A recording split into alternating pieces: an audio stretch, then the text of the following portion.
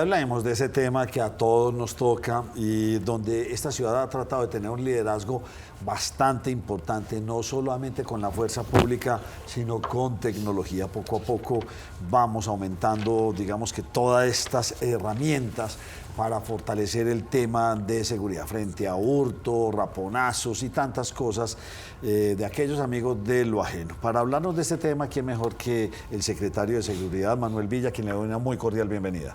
Nacho, a ti, a todos quienes nos acompañan en la mesa y a todos quienes nos ven, un saludo muy especial y gracias por esta invitación.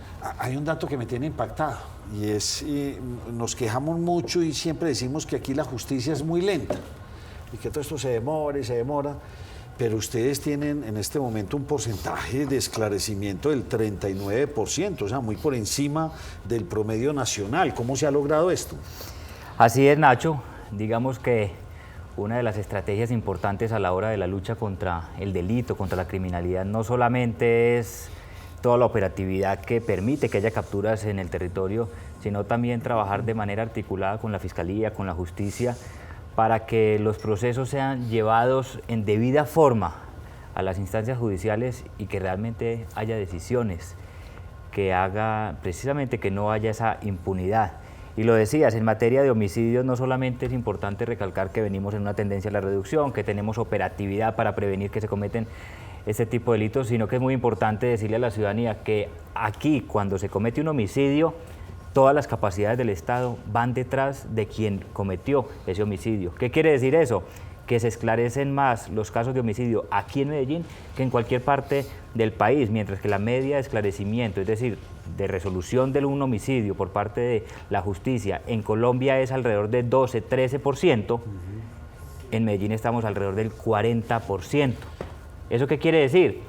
Que es más probable que a un homicida lo capturen aquí en Medellín que en cualquier otra parte de Medellín. ¿Y es porque ha cambiado algo el protocolo a nivel de la policía o de todas las entidades de seguridad en la recabación de pruebas, de todo esto? ¿Cómo le dicen a eso? La custodia, cuando, o sea, todo esto se está o por la cercanía de ustedes con la Fiscalía, ¿por qué se logra? Porque es que la diferencia es muy alta en porcentaje. Miren, yo creo que hay varios factores que terminan haciendo que estas cosas pasen. Una de ellas es, y tiene que reconocerse, es el componente tecnológico que tiene la ciudad. Todo este montón de cámaras que hay, que nosotros seguimos adquiriendo y vamos a seguir adquiriendo cada vez más. ¿Y por qué? Porque estas cámaras realmente son ojos de la justicia y de las autoridades en las calles. 24/7 y no se cansan y no parpadean. 24/7, no se cansan, no parpadean, persona que pasa por ahí, persona que comete un delito, persona que se trata de esconder, ahí queda registrada. Sí. Entonces, cuando hay un homicidio, inmediatamente desde el sistema 123 del monitoreo de cámaras se activa un protocolo donde se hace todo el seguimiento. ¿Qué es el seguimiento? ¿Dónde ocurrió el homicidio? ¿A quién se le cometió el homicidio? Esa persona que fue asesinada, ¿de dónde provenía? Los que lo asesinaron, ¿de dónde venían? ¿En qué vehículo? Si se cambiaron de ropa, si se cambiaron de vehículo, cuál fue la trazabilidad durante los últimos días de ese mismo vehículo, pero también hacia dónde salió ese vehículo. Y con todo eso, obviamente articulado con el componente de inteligencia, se adelantan esas investigaciones de manera oportuna. Y eso lo que quiere decir, insisto, es que el trabajo entre alcaldía, policía y fiscalía tiene efecto. Y ese es el otro componente, no solamente la tecnología, sino ese trabajo articulado que aquí sí hay. Nosotros tenemos una mesa de homicidios donde están los fiscales destacados que luchan contra el homicidio, la policía judicial que lucha contra el homicidio y un grupo de analistas de parte de la Secretaría donde semana a semana le hacemos seguimiento a los casos. Y no es que hubo un homicidio y no lo resolvimos en las primeras 36 horas y nos olvidamos, no. Ese homicidio termina siendo como un pendiente para todos hasta que tarde que temprano se dé con los responsables. Eso, insisto, no solamente nos permite tener un mayor grado de esclarecimiento de los homicidios, sino que tarde que temprano también le va mandando un mensaje a la criminalidad y es el homicidio en Medellín es cada vez menos rentable. Y de alguna u otra manera también se le manda ese mensaje de que el homicidio es una línea roja y los bandidos ya saben dos cosas al menos. Uno, si cometen un homicidio, es más probable que en Medellín caigan. Y dos, si cometen un homicidio, van a tener que soportar absolutamente todo el peso de la fuerza institucional. Y ahí sí estamos nosotros, con la operatividad, con la presión, con el plan fastidio, y le cae todo el peso de la ley a quien comete el homicidio, pero también a la misma estructura. Mire, el secretario de Hacienda en estos días nos estaba hablando de un dinero importante que van a hacer en la renovación de este centro estratégico, ¿sí o no? Y yo le hago una pregunta, ¿cómo estamos tecnológicamente? ¿Estamos a la vanguardia? ¿Somos comparables? Porque usted ahorita me da un dato pues, que me deja impactado, o sea, detectamos cuál fue el vehículo, pero le decimos, me imagino que al computador busca este vehículo que hizo en los últimos 5 días y va y lo busca, o sea, usted me está hablando de una cosa que es alta tecnología. ¿Cómo estamos? Medellín está muy bien en materia de tecnología, pero no nos conformamos con eso, queremos estar aún mejor. Hoy somos una ciudad que en Colombia, incluso en América Latina, es referente por ese modelo tecnológico en la lucha contra el crimen organizado, pero no queremos ser simplemente una de las ciudades con esa mejor o mayor capacidad, queremos ser de las mejores ciudades en el mundo. Y por eso el alcalde Federico Gutiérrez lanzó el año pasado ese gran proyecto que es el C5, seguramente del que hablaban con Orlando, el secretario de Hacienda, donde, como lo ha dicho el mismo alcalde, va a ser una especie de pentágono para Medellín. Ahí va a quedar el nuevo edificio inteligente de la seguridad de Medellín, el centro de control y monitoreo, donde van a estar todas las cámaras integradas de la ciudad, donde va a haber un despacho automatizado de drones, donde se va a hacer una inversión importante en materia de inteligencia artificial y software para precisamente que no sea solamente la capacidad de video, sino la capacidad de análisis inteligente del contenido de video. Sí. Software que, por ejemplo, hacen alertas tempranas por movimientos extraños, por sonidos extraños, por reconocimiento de patrones o de características ya predeterminadas a partir del análisis conductual del delito y criminalístico del delito. Entonces lo que estamos haciendo es realmente yendo cada vez más allá. Si bien hoy tenemos 3.200 cámaras y vamos a dejar esta administración en este cuatrienio con más de 4.200 cámaras, vamos a hacer que todo este componente tecnológico tenga un nuevo corazón, un nuevo cerebro y ese nuevo edificio inteligente que es el C5. Secretario, le voy a cambiar un poco de tema porque sin lugar a dudas una de las grandes batallas que desde el momento cero enfrentó el alcalde Federico Gutiérrez era lo que estaba pasando con la explotación sexual de niños, niñas y adolescentes. Y ustedes han hecho un trabajo muy interesante en términos de cooperación internacional para poner freno a ese mal llamado turismo sexual que tanto estaba azotando a la ciudad de Medellín. ¿Qué resultados tienen en esa estrategia? Ustedes yo creo que conocen que cuando llegamos a la administración pues se venían presentando unos casos desafortunados, tristes, difíciles, y nosotros tomamos una decisión y lo primero era hay que reconocerlos, hay que decir que esto sí está pasando en Medellín y no es que venga pasando recientemente, es que venía pasando de tiempo atrás y simplemente antes no se había tomado la decisión de dar esta lucha. Se trata de la dignidad, de la integridad, de lo más sagrado, que son nuestros niños y nuestras niñas. Personas que muchas veces terminan siendo instrumentalizadas, comercializadas por bandas que, como lo hemos anunciado, no solamente son bandas con alcance nacional, sino que son bandas con alcance internacional. Lo que hay detrás es un fenómeno de explotación sexual y comercial de niños, niñas y adolescentes, lo que hay detrás es un fenómeno de trata de personas con alcance incluso internacional. Entonces, lo que decíamos es, vamos a empezar una lucha frontal contra este fenómeno. Y uno de los lugares principales donde tomamos esta decisión pues fue el Parque Lleras, pero también el centro de la ciudad y otros sectores que hemos identificado en otros barrios o comunas de la ciudad. ¿Qué resultados importantes hay? Pues los ha dicho el alcalde, el incremento drástico en materia de capturas. Solamente en el primer año, en el 2024, se aumentó más de 700% las capturas por delitos sexuales en Medellín frente al año 2023. Pero en capturas de ciudadanos extranjeros el aumento fue incluso aún mayor, fue 1.100%. Pasamos en el 2023, cuando nosotros no estábamos, una sola captura de un ciudadano extranjero y solamente en el 2024 fueron 12, pero ya en el 25 fueron otros tantos y de hecho ya este año 2026, en menos de un mes, ya llevamos varios también capturados por este fenómeno. ¿Qué quiere decir eso? Que hay una voluntad. Pero, ¿qué adicionalmente hicimos?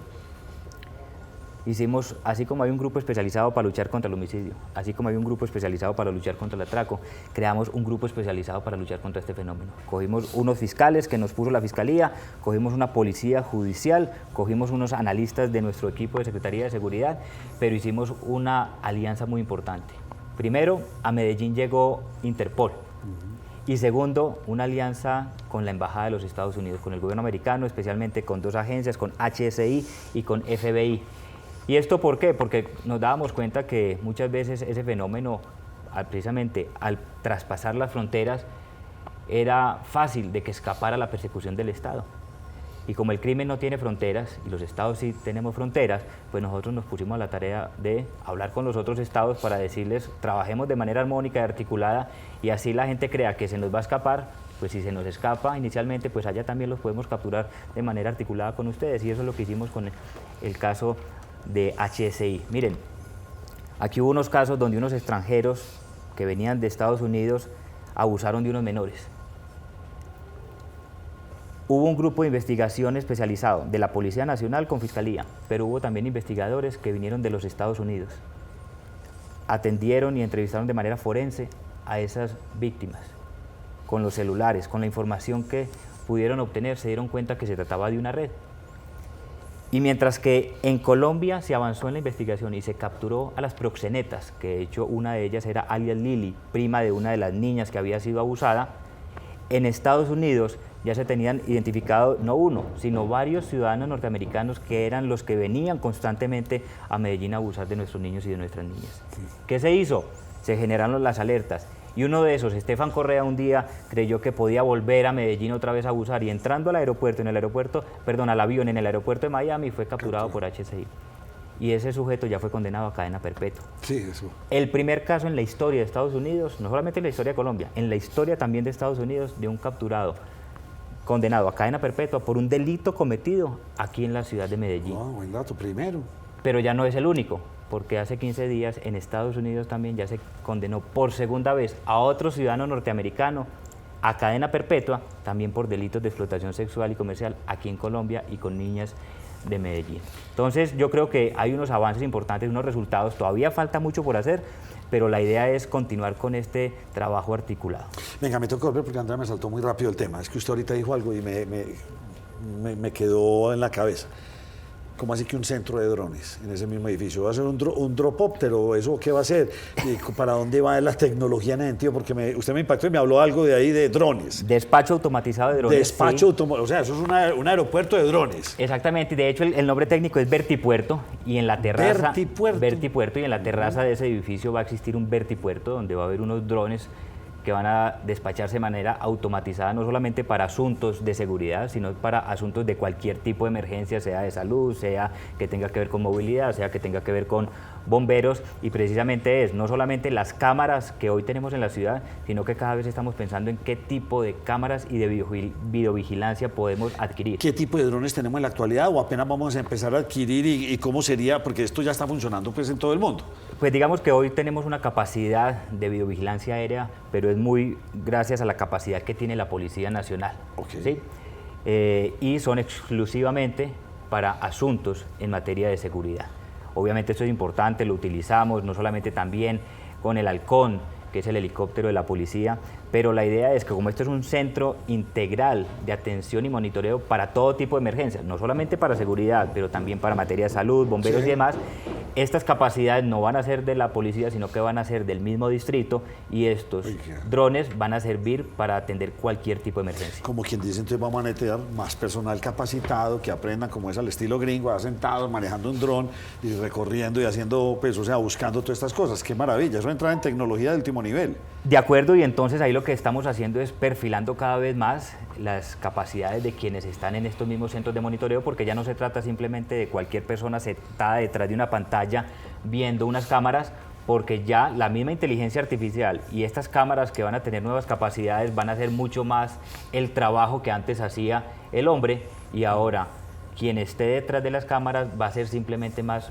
un gerente de la data, de la información, para poder articular respuestas. ¿Qué nos interesa a nosotros? Respuestas más rápidas y respuestas más eficientes. José, hay una cosa tan lamentable, yo siempre lo miro a ustedes contándoles los datos curiosos. ¿Cuándo despegan los drones completamente? Con la guerra Ucrania-Rusia. El desarrollo tecnológico que ha hecho Ucrania frente a todo esto, ya hay drones que no solamente son vuelos de 15 minutos, ¿no? Ya son drones que van mucho más tiempo, drones con una capacidad impresionante. Si él siente que le está acabando la batería, viene y se devuelve y el otro fue y lo reemplazó. Las guerras, desafortunadamente, hacen desarrollos tecnológicos en ese sentido. Quería escuchar eso, entonces veremos drones dentro de muy poco. Así es. Dentro de poquito, ¿sabe qué? 24 de diciembre o 8 de diciembre, inauguración de los alumbrados. Una cosa de drones aquí gigantesca como la de drone en hecho, China. Nacho, en China... Violento, unas cosas violentas. Mariana, su pregunta.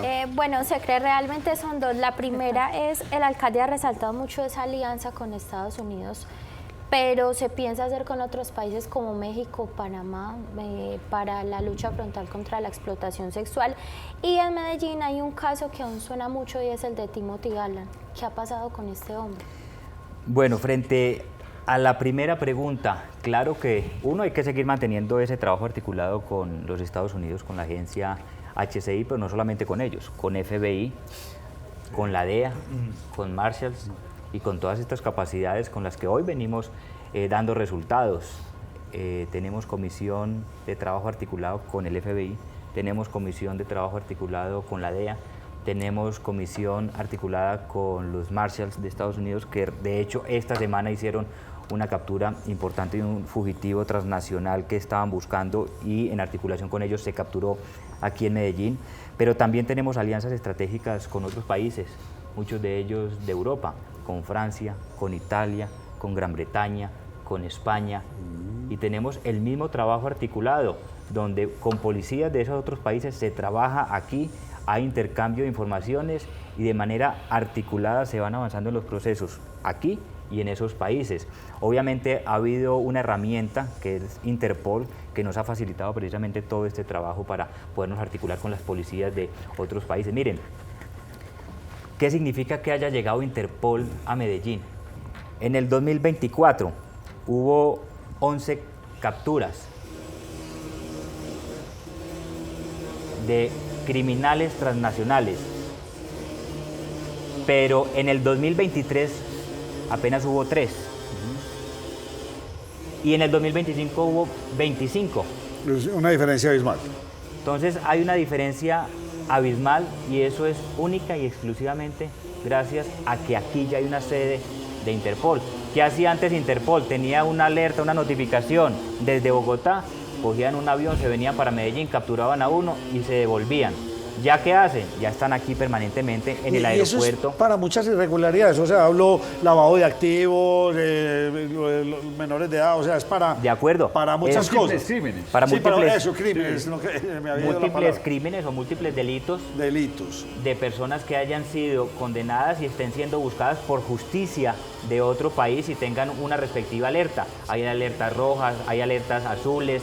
Entonces lo que estamos teniendo en Medellín es una mayor capacidad de lucha contra el crimen organizado, que hoy el crimen organizado, tenemos que reconocerlo, es un crimen transnacional.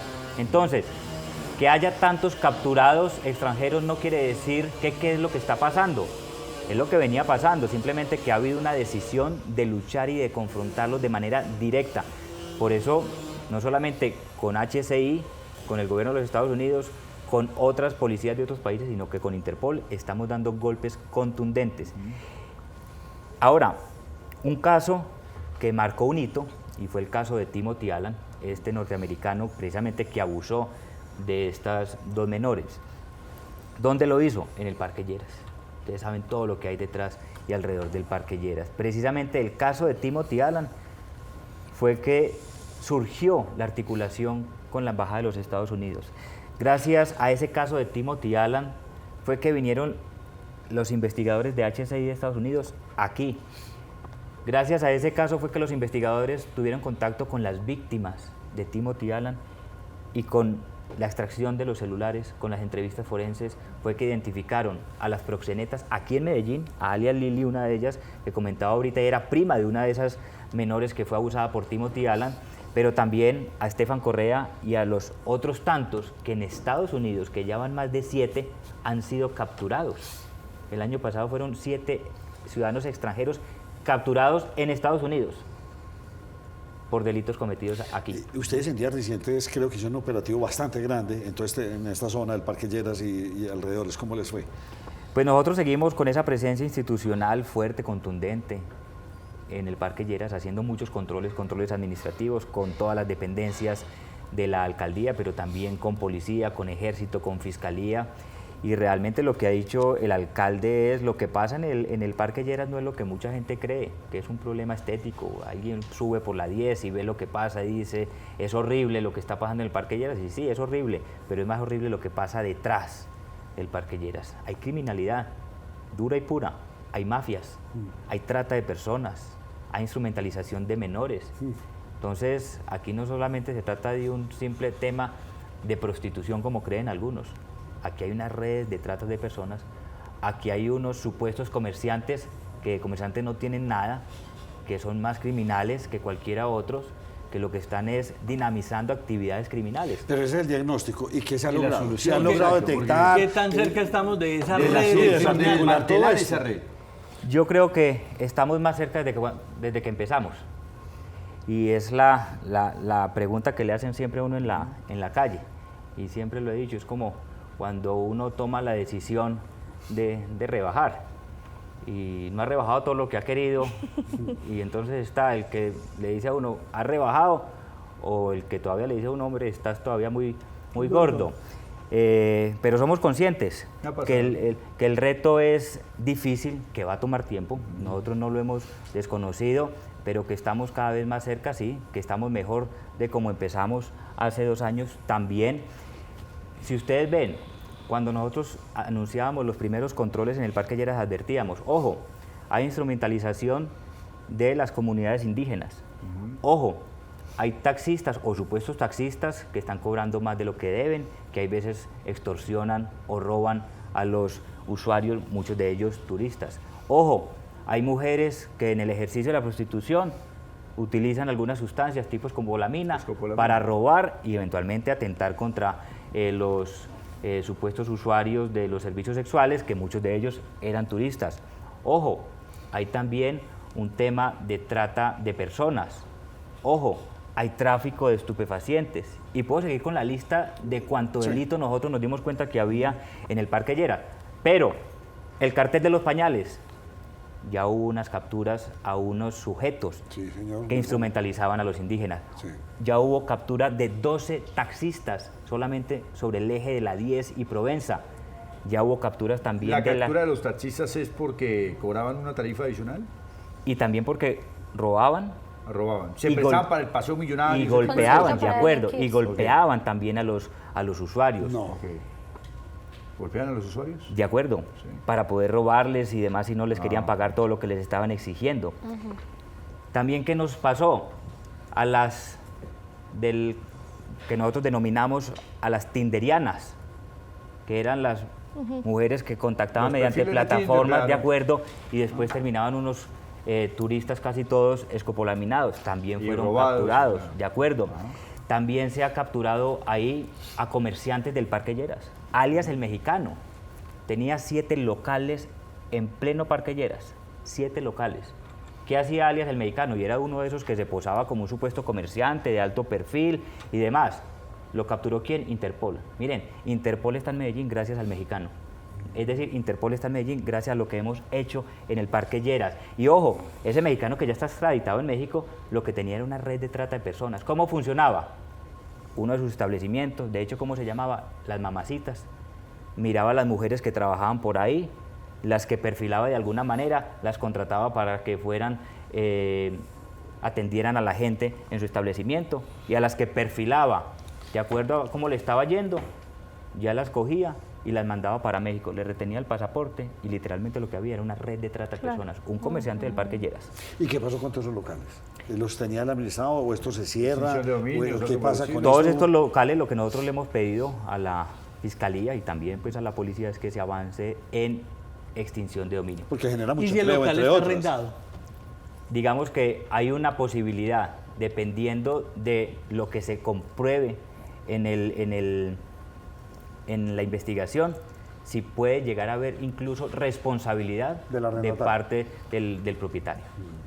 Pregunta. Si no hay una debida diligencia, tú eres propietario, pero no quiere decir que tú puedes hacer lo que quieras. Tú lo puedes arrendar, pero tienes que ser corresponsable y tienes que saber que hay unos límites. Pero es dentro del bastante control. complicado, porque uno tiene el local, uno lo alquila, pues y vaya uno a saber que... Ajá. Pero para eso está la policía judicial que hace todo el análisis de cuál ha sido el antecedente, porque en muchas partes lo que tú ves es este se lo vende a este, se lo vende a una sociedad, y lo que intentan es camuflar, lo que intentan es triangular, y por eso está ahí la investigación, que a veces toma tiempo, pero tarde que temprano llega. En el Parque Lleras, lo hemos dicho, tiene que haber extinción de dominio de muchos de los establecimientos. Y nos quedamos solamente en el Parque Lleras. ¿Esta problemática está en otros lugares Claro. o zonas públicas de la ciudad de Medellín? Botero, En el centro, lo advertí centro. ahorita, en el centro, miren, el año pasado hicimos extinción de dominio a más de 9 hoteles en el centro de la ciudad. Y todo vinculado porque allí se permitía o se toleraba que hubiera menores de edad o incluso delitos que incluían como víctimas a menores de edad. Se llegó a capturar también, por ejemplo, administradores de hoteles, porque se les probó que no cumplían con el rol de vigilancia y de la debida diligencia y que de cierta manera estaban tolerando o permitiendo o siendo complacientes con este fenómeno.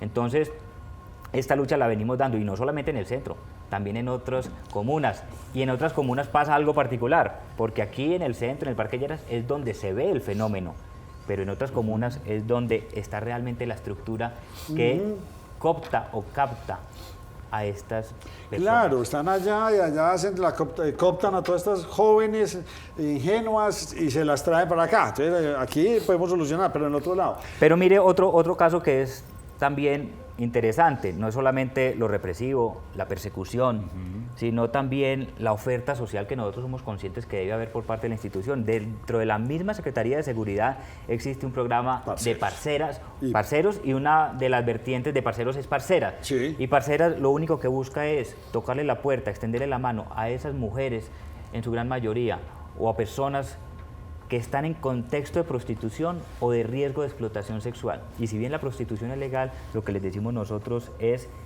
sabemos que ustedes ahí no están porque quieren, sino o porque les toca o porque les obligan. Queremos ayudarles a construir otro proyecto ético de vida. Queremos ayudarlas a que sueñen de otra manera. Y sabemos que tienen que contar con las herramientas. Y les haremos acompañamiento psicosocial a ellas, a sus familias, a sus hijitos. Les ayudamos a que tengan formación, capacitación para el empleo, para emprendimiento.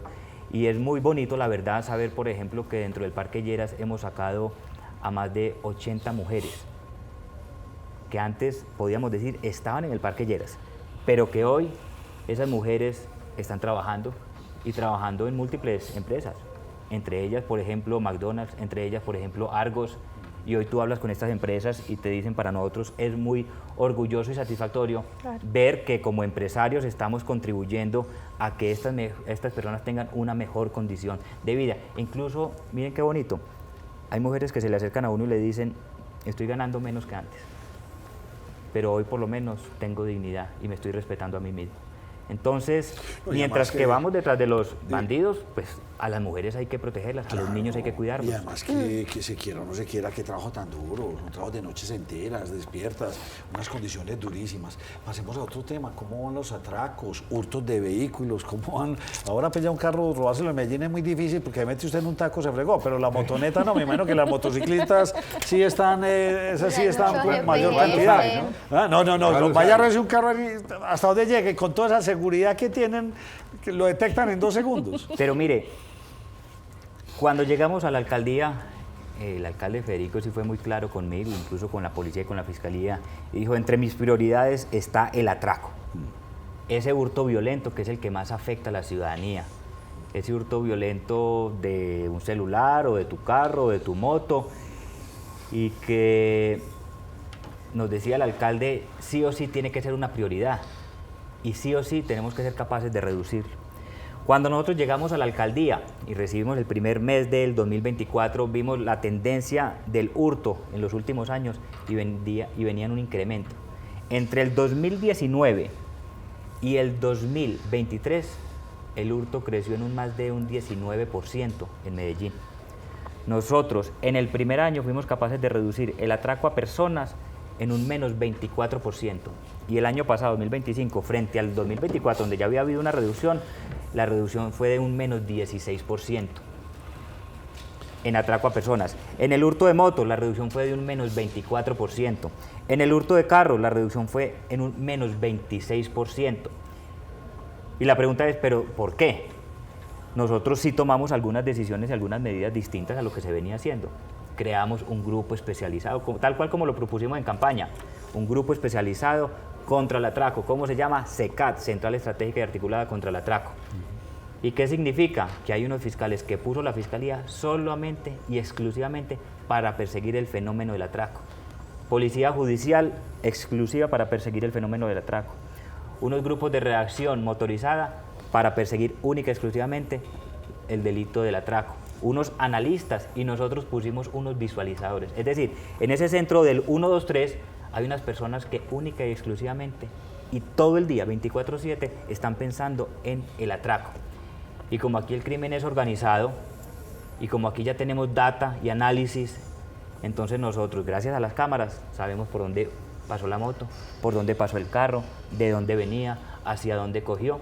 Así es como, por ejemplo, tenemos Plan Águila, Plan Cazador, Plan Madrigueras. El Plan Madrigueras es un plan que nos viene dando muchos resultados. Y la gente dice, ¿qué es el Plan Madrigueras? Gracias a toda esa trazabilidad que ya tenemos, ya sabemos de dónde son esas estructuras que más salen a golpearnos en materia de atracos. Y sabemos cuál es la cuadra, las 2, las 3 cuadras, donde viven, donde se reúnan, como llaman ellos, donde se parchan. Y antes de que nos salgan a robar, porque ya también sabemos cuáles son los días, cuáles son los horarios, por dónde, hacia dónde, nosotros les caemos con los grupos de reacción motorizadas.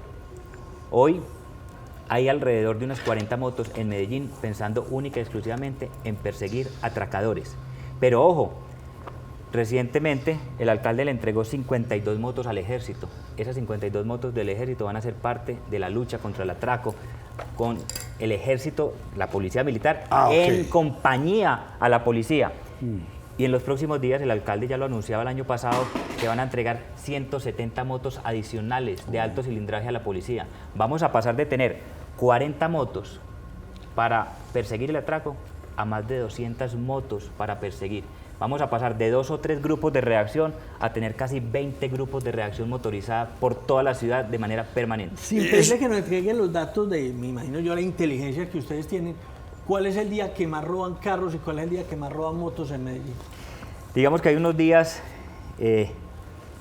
muy característicos, finalizando la semana y a unas ciertas horas es cuando más se dan los incrementos. ¿De ambos? ¿En ambos casos? En ambos casos y en el hurto en general, en el atraco a personas también. ¿Qué también nos damos cuenta? El bandido no es bobo y el bandido también le mide el termómetro a la institucionalidad. Y entonces, cada cierto tiempo nos varían los días y nos varían las horas. Por eso nosotros hacemos una planeación diaria y una articulación semanal, porque la operatividad todas las semanas cambia. Todas las semanas cambia. Y nosotros variamos horarios, nosotros variamos territorios, nosotros variamos intensidad. Y todo esto hace parte de ese trabajo articulado de la CECAT, donde ¿qué logramos? No solamente, ustedes han visto los videos que viene poniendo el alcalde, por ejemplo, en sus redes sociales, donde hay un atraco y hay una persecución. Díganme, ¿en qué otra ciudad de Colombia hay tantas persecuciones como las estamos viendo en este momento? ¿Hay alguna comuna en especial? Hay varias comunas en especial. ¿La Candelaria o no? Sin estigmatizar. Donde más ocurre el atraco, Candelaria. Laureles, Poblado. Sí. Pero también, así como hay unas comunas donde más se da el atraco, también hay unas comunas identificadas que es de donde más nos salen los atracadores. Ya le entiendo. Que son otros. Que son otras. ¿Cuántos agentes tiene? ¿O no está haciendo falta? ¿Cómo estamos en personal? Y perdóname, Tranquilo. Andrea, la interrupción. Bueno, en el área metropolitana hay alrededor de 8.000 policías. Para Medellín son alrededor de los 6.500 policías. Ah, es que Medellín, una diferencia grande. Obviamente no es suficiente. Obvio, sí. Obviamente no es suficiente. Gracias a las gestiones del general Castaño, que es el actual comandante de la Policía Metropolitana, un gran general, de lo mejor que tiene la policía en Colombia, ha liderado todas estas estrategias de manera articulada con la Fiscalía y viene dando unos resultados extraordinarios, y gracias a sus buenos oficios y a su gestión, recientemente en diciembre tuvimos un cariño por parte de la policía y se nos dieron 600 policías adicionales, la gran mayoría de ellos vienen y quedan en Medellín, y es gracias a este fortalecimiento con el que se tiene pensado fortalecer el grupo de reacción motorizada, porque no se tenían más de esas 40 motos porque no había más policías. Sí, claro. Entonces hicimos un compromiso con la policía, usted nos pone la policía y nosotros le ponemos la moto, tal cual como lo hicimos en el ejército. Nosotros le entregamos, mire, a mí el ejército cuando llegamos me dijo, secretario, alcalde, ¿por qué no nos renuevan el parque automotor de 8 motos que tenemos del ejército? Y el alcalde y yo nos miramos y le decían, por Dios, 8 motos del ejército para toda una ciudad que no hacemos nada. Y les dijimos, 52 motos les vamos a entregar, además de las 8, para que completemos las 60 motos. ¿Y qué dijo? Y nos decían, no tenemos soldados para manejar 60 motos. Entonces les decíamos, eso no es problema de nosotros, es problema de ustedes. Les toca traer más soldados. Y se logró. Y lo logramos. Qué bien, hombre. Y en Medellín se ha fortalecido también la presencia del ejército con más soldados, y gracias a eso ya las 52 motos, las 60 motos del ejército hoy están rodando por las calles de Medellín. Y es que de 8 a 60 el cambio es grande, Andrea. Era una observación, Nacho, espero esto no sea cera de mal agüero, pero es que tristemente nos estábamos acostumbrando, secretario, a que teníamos que ver atracos a establecimientos comerciales. Uno salía a comer a estos restauranticos de barrio asustado porque se nos hacía normal. Gracias al cielo eso ya no se está viendo. Insisto, no quiero ser ave de mal agüero, pero me gusta, me gusta para relacionar la pregunta. ¿Qué tanto se ha vinculado los sistemas de cámaras de seguridad del sector privado, urbanizaciones, restaurantes? ¿Se van a poder ligar a todo este centro de inteligencia que ustedes van a montar o serán dos sistemas siempre aparte? La idea es que haya una capacidad de articulación sin que el privado deje de tener la capacidad de tener sus propias cámaras. Sí. Pero yo tengo mis camaritas aquí en el Centro Comercial X. Venga, señores, me interesa que ustedes también estén mirando. Exactamente. ¿Eso se puede dar a futuro? Claro que sí, ya lo venimos haciendo en una gestión importante. Incluso esto se viene haciendo de manera articulada con la misma gobernación de Antioquia, porque la idea es contar con muchas de esas cámaras del sector privado para poder también desde la institucionalidad tener acceso a ellas. Hay veces para la reacción, pero obviamente también en materia de investigación y eventual judicialización. Entonces, uno, eso es importante. Dos, lo que decías, tiene que haber una voluntad y una decisión. Y es que lo que tú decías, no se nos puede volver normal que haya un atraco. Yo no estoy diciendo que en Medellín no haya atraco, claro que hay. Y nosotros cada vez tenemos que redoblar, pero le estoy demostrando con indicadores objetivos y con cifras que ha habido una reducción importante. Es decir, sí se puede reducir. ¿Qué se quiere? ¿O qué se requiere? Plata, inversión. ¿Qué se requiere? Más tecnología. ¿Qué se requiere? Más personas. ¿Qué se requiere? Gerencia de la seguridad, operatividad. Y es por eso que ustedes nos ven al alcalde, me ven a mí, me ven al general, tanto de la policía, del ejército, que estamos en las calles, que acompañamos a la policía en los operativos. Hacemos anuncios con carteles, buscamos los atracadores, pues también los homicidas, los alias, los cabecillas, los coordinadores. Miren, el 46% de las personas que nosotros hemos carteleado ya están capturadas. Y ojo, solamente en el 2025 se entregaron casi 1.800 millones en recompensas, producto de información que entregó la misma ciudadanía y nos permitió a las autoridades avanzar para la captura de los delincuentes. Le voy a hablar de un caso que lo conozco y es la estación de policía, que no sé si todavía funciona, la del Poblado, y conozco la de Belén. No están en muy buenas condiciones. ¿Qué está pasando con todas las estaciones de policía que son descentralizadas? La estación de policía del Poblado se tumbó y justo coincidencialmente esta semana arranca la construcción de la nueva estación de policía. Ahí mismo. Digna para ellos. Digna, totalmente nueva, con todos los estándares. Ah, qué bien. Va a pasar a la policía del Poblado a tener una estación como se lo merece y va a dejar de tener la estación fea y horrible que tenía. Muy bien. Hoy,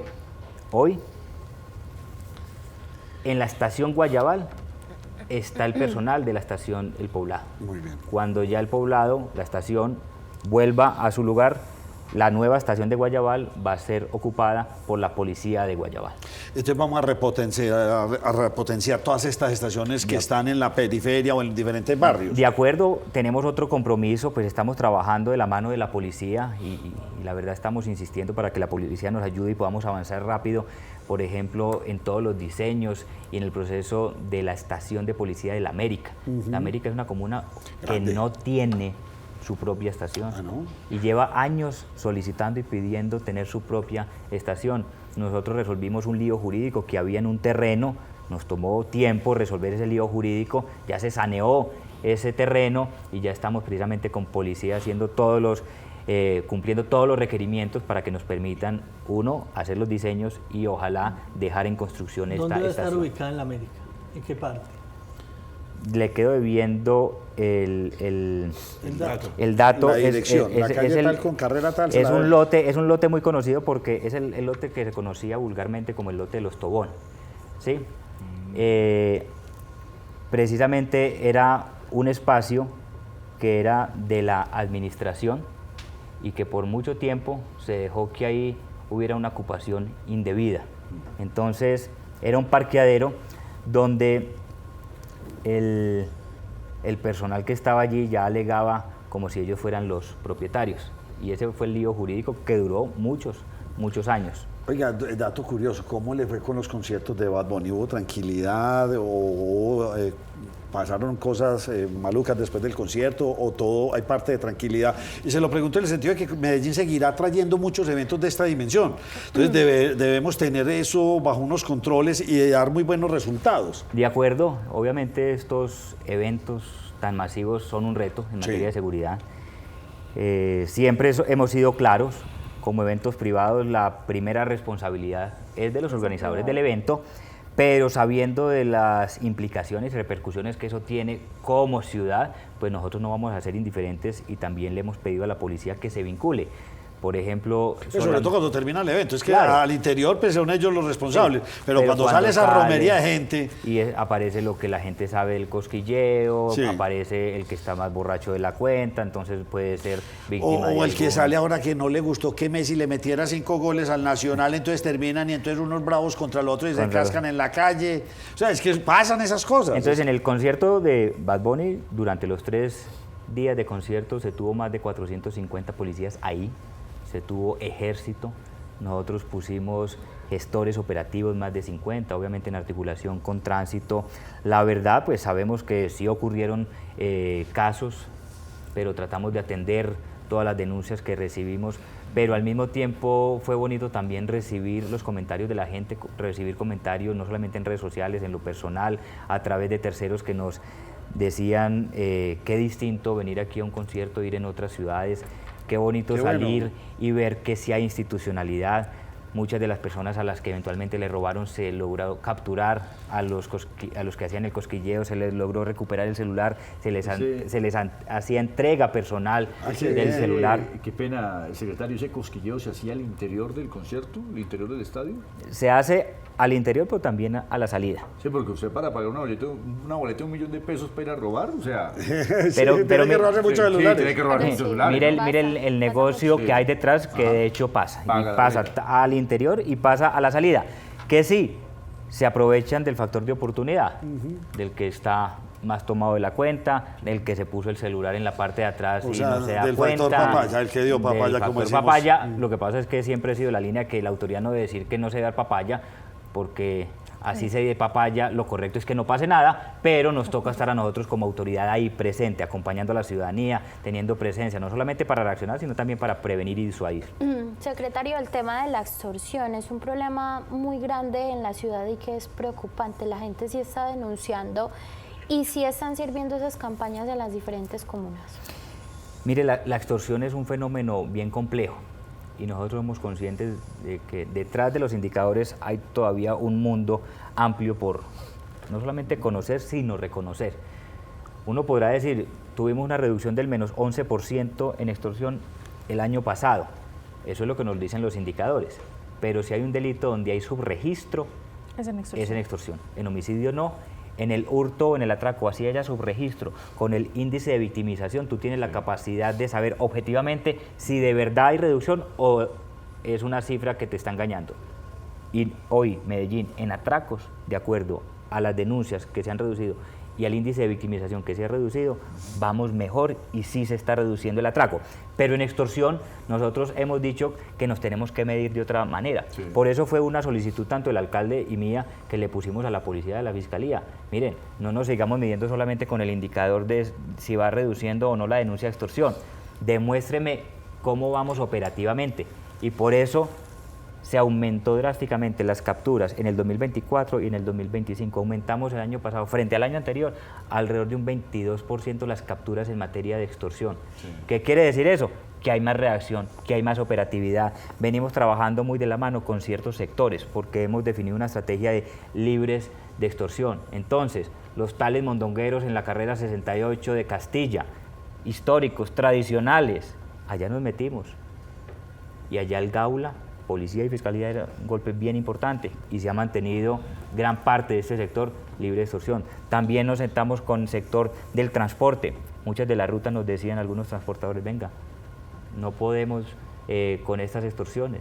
Hicimos un trabajo y los estamos acompañando y hemos liberado varias rutas donde hoy todavía nosotros tenemos comunicación con los transportadores y nos dicen, ya no nos están extorsionando, nos dejaron de extorsionar y nosotros seguimos acompañando. Hay veces a los transportadores, hay veces tenemos policía de civil que se monta en los mismos buses y hace acompañamientos selectivos y aleatorios. Entonces, todas estas estrategias las estamos implementando precisamente para luchar contra este fenómeno de la extorsión. Y lo otro que también hemos solicitado a la Fiscalía de la Policía es por qué no ser más agresivos en la persecución penal. Claro. ¿Y qué pasa? Usted a veces captura por extorsión y si no tiene la denuncia, entonces no se puede judicializar. Pero ¿qué pasa cuando hay veces van a extorsionar? Van, cogen a la persona, lo meten al interior de un establecimiento y hasta que no le dé la plata, no lo sueltan. Entonces le decíamos, no solamente trátelo como extorsión, trátelo como secuestro. Entonces hoy un indicador que nosotros tenemos es, muéstreme los casos que van en aumento y que están siendo judicializados por secuestro. Para que entiendan que el que está extorsionando puede que se enfrente hasta más de 42 años de cárcel, no por la extorsión, sino por el secuestro. Nacho, sí, con la última pregunta pedagógica, ¿qué es el índice de victimización? El índice de victimización es un indicador que a través de una encuesta nos dice a nosotros cuando la persona dice he sido o no he sido víctima de un delito, independientemente de si lo denunciaste o no lo denunciaste. Entonces, te cometieron el delito y ya después yo miro el índice de denuncia y ahí ya de manera de análisis de los datos puedo corroborar qué tan real son las cifras, si vamos bien o si no vamos bien. Usted las cruza, me interesa. Exactamente. Claro. Segre, no, la última para afirmar un poco el tema de lo que pasó en la final de entre Medellín y Nacional, porque se habló mucho del tema, hubo señalamiento, hubo rostro de personas con relación a los altercados de la final. ¿Qué decisión ha tomado la alcaldía con tema sanción y tema individualización? Digamos que hay tres aristas. Una primera, las sanciones de la DIMAYOR. Sí, eso ya está listo. ¿Sí? Que Dos, una fotomulta que la sanciona. Dos, las sanciones colectivas que la Comisión de Fútbol local tome. Que todavía al sol de hoy no se ha tomado. No se ha tomado. Esta semana deben quedar ya listas. Y tres, las sanciones individuales. Ahora, frente a las sanciones individuales hay a su vez otras dos aristas. Una primera, las sanciones administrativas, los procesos que ya se están adelantando en inspección de policía. Es un proceso que tiene que surtir unas etapas porque tiene que respetar el derecho a la defensa, se tienen que mostrar las pruebas, la persona se puede defender y el inspector de policía va a decir, usted, según la ley del fútbol o eventualmente la ley 1801, el Código de Convivencia, usted es merecedor de esta sanción y esta multa. Las sanciones que van a ser, muy seguramente, sanciones de prohibición de ingreso al estadio. La gente dice, pero es que se la pasan por la galleta. Si se la quieren pasar por la galleta, se la pueden pasar por la galleta, no hay ningún problema. ¿Qué pasa? Capturado, porque es fraude a resolución administrativa y eso sí es un delito. Y nosotros tenemos también cámaras de identificación facial en el estadio, como lo mostramos a la hora de individualizar estas personas. Y el otro lado son las denuncias que ya están en Fiscalía y que ya hay una investigación que está adelantando Fiscalía y Policía para que haya también sanción y consecuencia penal frente a quienes cometieron delitos. Entonces, unas se tomarán más tiempo en llegar, pero va a haber sanciones penales, sanciones individuales administrativas con prohibición de ingreso al estadio y con sanción monetaria, pero al mismo tiempo también va a haber sanciones colectivas a las tribunas. Oiga, ya llevamos 50 minutos. Se fue rápido, rápido. Buen conversador. Remato con esta pregunta. Algo que a mí me gusta y sabe que me siento tranquilo porque siento que, no sé, me da una percepción distinta cuando la policía me para con control. Número de cédula, ¡pam! Bien, pues así que, señor López. ¿Estos operativos quién los determina? ¿Los determina la policía o ustedes desde la Secretaría de Seguridad? Porque en verdad que yo siento que hacen falta estos operativos. Ahí me imagino que hay mucho por ahí que dan, que creen que pasan desapercibidos y ahí cayeron. Y a mí, vuelvo y le reitero, en lo personal me gusta, ¿sí?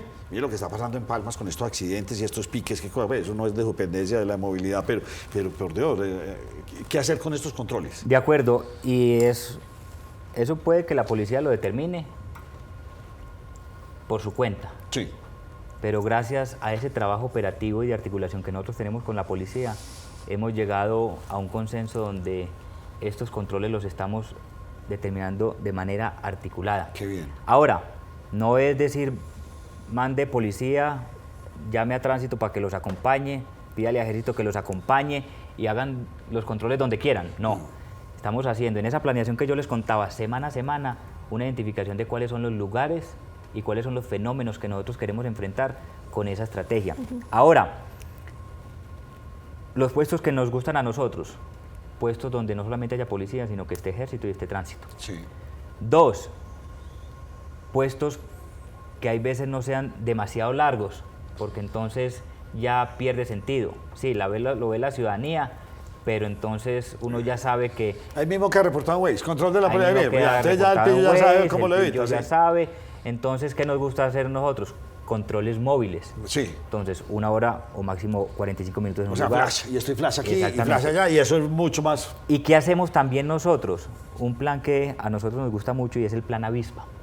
Y el plan Avispa es, cogemos 100 motos y las dividimos en grupos de a 7, 8, hasta 10 motos. Y les decimos, ustedes tienen estas horas y esta zona, ustedes tienen estas horas y esta zona, ustedes tienen estas horas y esta zona. Y todo con planeación de acuerdo a cómo se viene moviendo el delito, sí, las zonas que nosotros ya tenemos identificadas, y le hacemos acompañamiento por cámaras. ¿Y qué hacen? Arrancan las motos. Hay un semáforo, se ponen en la intersección, paran, se bajan y todo el mundo quieto. Registran carros, registran motos, registran personas. Si encuentran algo, proceden. Si no, se montan a sus motos y siguen. ¿Y cómo le ha ido con los resultados en esto? Y esto es, digamos que es una de las actividades operativas que más resultados nos dan a nosotros. Porque es la intervención que más factor sorpresa tiene. Claro. Y la sorpresa es para los dos. Para el ciudadano que muchas veces dice, uy, ¿qué pasó aquí? Pero cuando ve la autoridad y lo que están haciendo, le gusta. Genera sensación de seguridad, que es lo que siempre le hemos dicho, la fuerza es para que esté en las calles, por eso nosotros dijimos, el ejército volvió a las calles, la policía con motos y carros que le estamos dando es para que se vayan para la calle, pero al mismo tiempo al bandido le caemos por sorpresa, y ahí es donde ustedes están viendo que plan Avispa y el plan Cazador, o el plan Águila que le llamamos nosotros, es todas esas motos, en esos horarios, con esas placas que ya tenemos identificados, con esas características. Los visualizadores ya tienen la manera de tener las alertas en las cámaras e inmediatamente llaman a esos grupos de reacción y le dicen por calle tal moto sospechosa, por calle tal moto, placa involucrada en un delito, y arrancan las persecuciones. Y así es como, por ejemplo, esta semana, hace 15 días, se logró seguir una moto que había sido hurtada y se llegó a un lugar. Cuando se inspeccionó el lugar, era un deshuesadero de motos. No le creo. Y esta semana, en Manrique, otros 2 deshuesaderos igualito, con un allanamiento y con un seguimiento que se le hizo gracias a la trazabilidad de una cámara a una moto que había sido robada. Entonces, tecnología, más capacidades y herramientas para la policía y el ejército, más operatividad y una lucha frontal contra el crimen, objetivos de alto valor. Aquí volvieron los carteles, aquí volvieron los más buscados, aquí tiene que volver el listado de los extraditables, aquí tiene que volver a que el que sea bandido, cabecilla, narco invisible, sea lo que sea, tiene que pagar. Aquí no hay ni habrá complacencia con los criminales. Y lo que decíamos, infraestructura, el C5, las estaciones de policía y la megacárcel que ya estamos construyendo. Es la primera cárcel bajo el modelo de alianza público-privada que se está construyendo en Medellín para sindicados, casi 1.400 sindicados, y es una cárcel como cualquier cárcel estricta que usted ve en cualquier parte del mundo. Secretario de Seguridad, Manuel Villa, gracias por habernos acompañado. No, a ustedes, yo feliz año, que no nos habíamos visto Feliz en este año, 2026, secretario. espero que sean varias veces las que nos Claro conversemos por que acá, sí. y gracias a todos los televidentes.